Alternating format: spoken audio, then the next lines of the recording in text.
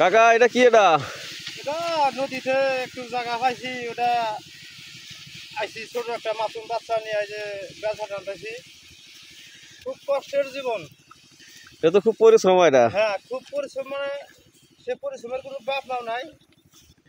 হাট বাজার বাদ দিয়ে, খাওয়া দাওয়া বাদ দিয়ে নদীর পাড়ে রাখছি। কি করবো, অভাবী সংসার। এই পেঁয়াজ রসুনের উপরে দিন পথ চলে, কদিন চলে না, কদিন পাইলে আরই চলে না, চুলা তো খড়ি যাই না, সুখে দুঃখে এভাবে দিন কাটাই। এটা কি কি কি লাগাবে এই জায়গায়? এখানে লাগাবো 4টা রসুন, 4টা লাগাবো পেঁয়াজ।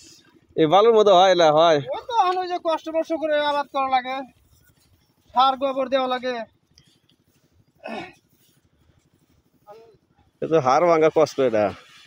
আর ভাঙ্গা পরিশ্রমের টাকা দিয়ে যে নাইবাক উপার্জন করিয়া করতেছি, আর করার কি আছে। এই জায়গায় কি কি লাগাবে এই জায়গায়?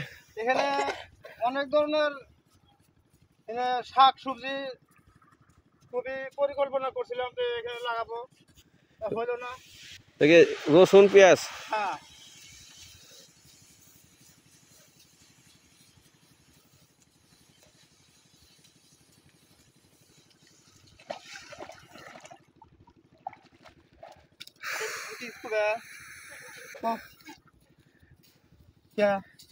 না